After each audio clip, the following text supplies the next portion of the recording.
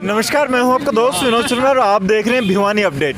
रोजाना भिवानी के अपडेट दिखा रहे हैं, किसानों के अपडेट दिखा रहे हैं। और अब बात करें धरनों की, भिवानी में लगातार जिस तरीके से संख्या बढ़ रही है धरनों की, आज हमारे साथ रवि आज़ाद मौजूद हैं। इनसे जानेंगे, नब्ज़ टटोलेंगे क्या कारण है कि इस तरीके से भिवानी में धरने क्यों बढ़ रहे हैं, और दिल्ली में जो 26 जनवरी का कार्यक्रम है उसकी रूपरेखा कैसे तैयार की गई है, किस प्रकार से ट्रैक्टर यात्रा रहेगी और किस प्रकार की इनकी तैयारियां हैं। तो रवि जी नमस्कार। जी नमस्कार भाई, नमस्कार। भिवानी के धरनों की बात करेंगे, आप स्पीच में भी कह रहे थे और दिल्ली तक बात जाती है। कितलाना टोल की बात करें, वहाँ चढ़ूनी जी पहुँचे हैं और भी जितने भी सामाजिक संगठन है वो कितलाना में भी पहुँच रहे हैं। भिवानी की बातचीत ऐसी क्यों चल रही है? देखिए, भिवानी वीरों की भूमि है, किसानों की भूमि है। किसान आंदोलन की शुरुआत सबसे पहले लुहारू की धरती से शुरू हुई थी हरियाणा के अंदर, और फिर किसान आंदोलन पूरे देश और पूरे प्रदेश में फैला।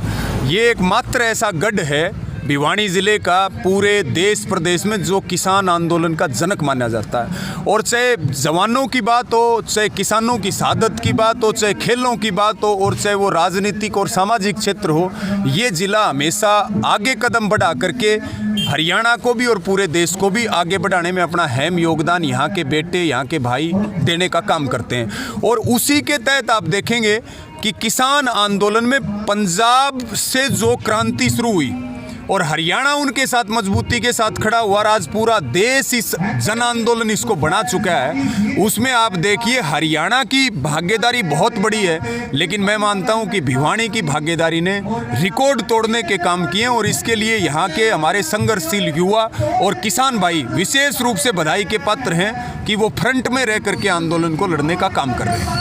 अगर बात करें, कोई भी बड़ा मुद्दा होता है तो उसको सरकार सुलझाने की कोशिश करती है। जब सरकार से नहीं सुलझता, सुप्रीम कोर्ट को आना पड़ता है बीच में।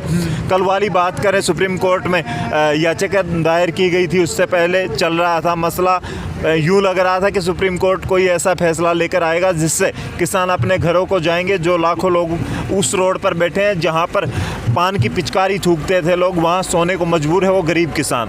कल हल होने की बातचीत चल रही थी लेकिन फिर भी नहीं हुआ, कमेटी बनाई गई। इसके बारे में क्या सोचते हैं, क्योंकि आप भी हमेशा जब सरकार के साथ बातचीत करने के लिए एक कमेटी जाया करती तो आप भी जाया करते। जी बिल्कुल। क्या कहेंगे? देखिए, इसमें ये सीधे तौर पर है, ये जो कमेटी बनी कल, और ये 2 दिन से सुप्रीम कोर्ट में मामला चल रहा है, कल जिस पे सुनवाई हुई, आप एक ये चीज़ तो निश्चित मान लीजिए कि हम सुप्रीम कोर्ट नहीं गए। सुप्रीम कोर्ट में आम आदमी का भेष धारण करके भाजपा वाले गए थे, और सुप्रीम कोर्ट को मिसलीड करके उन्होंने एक कमेटी बनवाई जिसमें भाजपा के और आरएसएस के लोग हैं। लेकिन सैद्धांतिक रूप से सुप्रीम कोर्ट ने हमारे आंदोलन का समर्थन किया, उन्होंने कानून को होल्ड करने का काम किया। ये बात दर्शाती है कि जो लड़ाई किसान लड़ रहा है, जो लड़ाई जनता लड़ रही, वो लड़ाई बिल्कुल जायज़ है। सुप्रीम कोर्ट का निर्णय ये बात दिखाता है। लेकिन हमारा अब भी एक ही मुद्दा, आग भाई, बिल वापसी नहीं तो घर वापसी नहीं, कानून वापिस होंगे तो ही घर लौटेंगे। ये हम सब का संकल्प है। जब गांव से निकलते हैं तो यहाँ मिट्टी माथे के लगा करके और ये संकल्प लेते हैं कि जब तक इस लड़ाई को जीत नहीं जाएंगे, अपने घर लौट करके नहीं जाएंगे, और जब ही अपने घर लौटेंगे जब इन काले कानूनों को रद्द करा लेंगे। 4 लोगों की जो कमेटी बनी है उस पर भी संदेह कर रहे हैं किसान मोर्चे के जो लोग हैं। राकेश टिकैत जी का भी एक बयान आया है। भाई साहब, वो कमेटी है ही भाजपा की, वो कमेटी मोदी जी की है, और वो कमेटी का हमें पता है निर्णय क्या देना उनने। वह तो वह लोग हैं जो 3 बिलों का समर्थन किया करते थे। हम क्यों जाएं? हमारी लड़ाई सरकार के खिलाफ है, हमारी लड़ाई मोदी सरकार के खिलाफ है। हम किसी कमेटी के पास नहीं जाएंगे, हमारा आंदोलन निरंतर जारी रहेगा, और इस प्रकार का सुप्रीम कोर्ट का कोई आदेश नहीं है आंदोलन को लेकर के, ये क्लियर है। अभी आप बात कर रहे थे कि 26 तारीख ट्रैक्टरों की तैयारियां करनी है, इस यात्रा की तैयारियां करनी है, लेकिन जब किसानों के वकील ने कोर्ट में कहा कि किसान जो तिरंगा लहराएगा उसके बीच में नहीं आएंगे, ऐसा किसानों का कोई, क्योंकि उन्होंने फैसला वापस ले लिया है, ऐसी मैंने कई न्यूज़पेपर में हेडिंग पढ़ी है। क्या कहना चाहेंगे इसके बीच? देखिए, असली आज संयुक्त किसान मोर्चा की मीटिंग चल रही, हमने यहाँ कार्यक्रम रखे थे आगे वहाँ से, और कमेटी का आज मोर्चा की मीटिंग में जो निर्णय हुआ, वो निर्णय के बारे में हम सबको अवगत भी करवाएंगे। लेकिन ये निश्चित तौर पर है, हमारा पहले भी यही ऐलान था कि परेड जो है उसमें हम शामिल होंगे। इसको समझने की ज़रूरत है। एक तरफ जवान सलामी देगा तिरंगे को, दूसरी तरफ अपने ट्रैक्टर पर तिरंगा लगा करके और किसान भी तिरंगे को सलामी देने का काम करेगा। ये निर्णय हुआ, उसका जो भी हमारा आगामी उसके ऊपर रणनीति होगी, क्योंकि 23 तारीख से 2-2, 3-3 हज़ार किलोमीटर से ट्रैक्टर चल के आ रहे। मध्य प्रदेश हो, राजस्थान हो, उत्तराखंड हो, मैं कहाँ का आपको जिक्र करूं, जहां से लाखों की संख्या में ट्रैक्टर 23 से शुरू हो जाएंगे, दिल्ली के चारों तरफ इकट्ठे होंगे, तिरंगा लगा करके जाएंगे। हमने तय कर लिया, हम तिरंगे के साथ जा रहे। तिरंगे को सलामी देने का अधिकार है हमें। अगर देखते हैं तिरंगे पे कौन सी पुलिस और कौन सी फोर्स आंसू गैस के गोले छोड़ती है, वाटर कैनन का प्रयोग करती है, हमने संकल्प ले रखा, हमारे को लाठियों से मारो, डंडों से पीटो, वो लाठी डंडों से पीटेंगे तो हम राष्ट्रगान गाएंगे, लेकिन हम देशभक्त हैं और तिरंगे को सलामी देने का काम करेंगे। देश बनाने वाले लोग हैं ये, तो हमारा हक सबसे पहले है। अगर बात करें अब तक के आंदोलन की 2 महीने होने को लगभग हैं और शांति के साथ ये धरना चल रहा है, लेकिन ट्रैक्टर जब जाएंगे, नए लोग जाएंगे, कहीं हुड़दंगबाजी, कहीं दंगे होने की, या कोई ऐसे लोग एंट्री कर जाएं, विपक्ष कोई ऐसी एंट्री करवा दे जिससे कि मामला भड़क जाए और आंदोलन है ये दमन की तरफ चला जाए। आपने यहाँ रह करके क्लियर देखा, आज के दिन अगर कोई हमारा सगा भी इस आंदोलन के खिलाफ है तो हमारा उससे कोई संबंध नहीं। और आपने यहाँ भी देखा कि हमने किस तरह से ये झोली फैला करके सहयोग मांगा कि धरनों के ऊपर पक्ष के तो बोलने ही को नहीं, उनके तो जूत मारे लोग आ जाए तो, लेकिन विपक्ष का भी कोई नेता आकर के अपनी राजनीति चमकाने का काम ना करे। मेरे साथ अलग अलग साथी बैठे हैं, लगातार धरनों पे रहते हैं। आज लड़ाई आन बान और शान की है, किसी पार्टी की लड़ाई नहीं, किसी नेता की लड़ाई नहीं। भाई चाहे को राजी रो, चाहे को बुरा मानो, लेकिन हम अपने आंदोलन के साथ समझौता नहीं करेंगे। ये लड़ाई ज़मीन बचाने की है, ये लड़ाई देश को बचाने की है, और अब ये लड़ाई जान से ज़्यादा सम्मान की बन चुकी है। अगर हम हार गए तो सदियों सदियों तक ये देश खड़ा होने की हिम्मत नहीं कर पाएगा। बहुत बड़ी जिम्मेदारी हमारे कंधों पर है और निश्चित तौर पर हम अपनी जिम्मेदारी के साथ किसी भी प्रकार का समझौता नहीं करेंगे। अगर बात करें रवि आज़ाद की, जी। हमेशा वो मोदी का जिक्र करते हैं, खट्टर का करते हैं, लेकिन कभी भी भूलते नहीं वो जेपी दलाल का जिक्र करना। जी। क्या पहले से कोई पर्सनल दुश्मनी है या इसके पीछे क्या कारण है? देखिए, मेरी कोई पर्सनल दुश्मनी नहीं है, ना जिनका नाम ले रहे उन किसी तो पर्सनल नहीं, लेकिन जो जनता का दुश्मन है और जो जनता के विरोध में है वो सारे मेरे दुश्मन हैं। अगर जनता की भलाई के लिए कोई मेरा व्यक्तिगत दुश्मन भी है तो मैं उसके सामने भी हाथ जोड़ करके, झोली फैला करके कोई चीज़ जनता के लिए मांगने के लिए तैयार हूँ। ये लड़ाई मुद्दों की है, वो निरंतर किसानों को चीनी पाकिस्तानी की बात हो, वेयर हाउस बनाने की बात हो, कई तरह के मुद्दे हैं। वो चाहते हैं लुहारू से विधायक बन के तानाशाह बनना, लेकिन हमने भी संकल्प ले रखा कि एक बार तो लुहारू की जनता ने गलती कर दी, लेकिन आगे से ये कुनबा ऐसी गलती नहीं करेगा। एक झूठे आदमी को और एक किसानों के गद्दार आदमी को, और जिसकी खुद की खाप ने हुक्का पानी बंद कर रखा, मुझे लगा मैं घना बोल गया, इतना ब्यूत उस आदमी का है नहीं कि मैं उसके बारे में ज़्यादा बात करूं।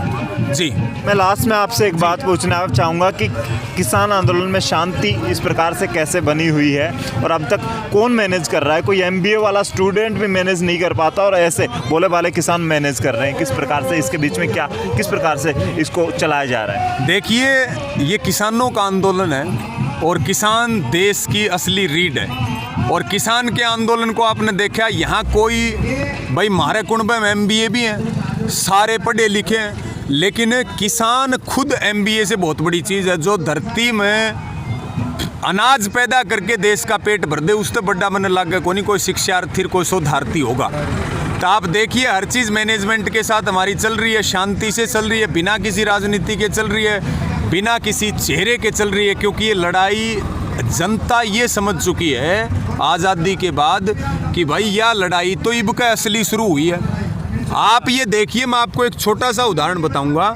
हम लगातार इतने वर्षों से किसान आंदोलन में काम कर रहे, लेकिन राजनीतिक लोगों के लिए तो जनता 3-3 घंटे रुका करती थी, लेकिन किसान नेताओं के लिए कभी नहीं रुकी। आज आप यहाँ का उदाहरण देख लो, हमारे कितने साथी, बल्कि हम तो 1.5-2 घंटे लेट भी हो गए, फिर भी कितने जज्बे के साथ खड़े रहे। इसका मतलब कुनबा जाग गया, और कुनबा जाग गया तो इनकी कुर्सी खिसकेगी तो यो कुनबा जीतेगा। ये सीधी स्पष्ट जी, मेरा जो सवाल रहता था वो ये है जी कि आज जितने किसान वहाँ डटे हुए हैं, सरकार भी बार बार अपील कर रही है कि किसान जो बुजुर्ग हैं या बच्चे हैं उनको घरों में रहना चाहिए, क्योंकि सर्दी है उसकी ठिठुरन बढ़ती जा रही है और लगातार जो पाला है वो वहाँ पर कड़ाके की बर्फ़ गिरती है। आज 0 डिग्री पे पहुँचा हुआ है, वहाँ का माइनस में जा रखा है टेम्परेचर।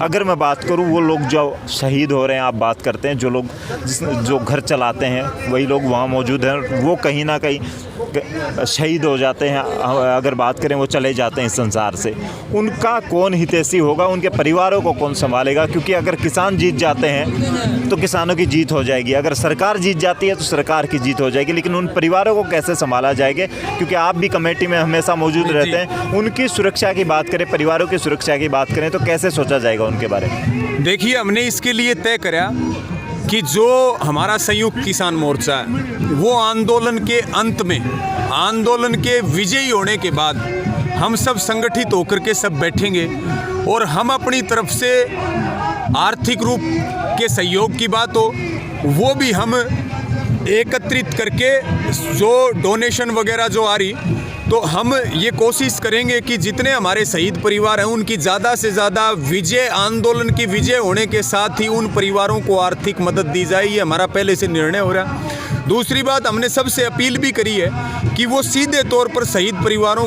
किसान शहीद परिवारों के जो जितने भी उनके बच्चे या उनकी बीवी जो भी हैं, हमारी माताएं बहनें हैं, उनको हर संभव मदद देने का प्रयास करें।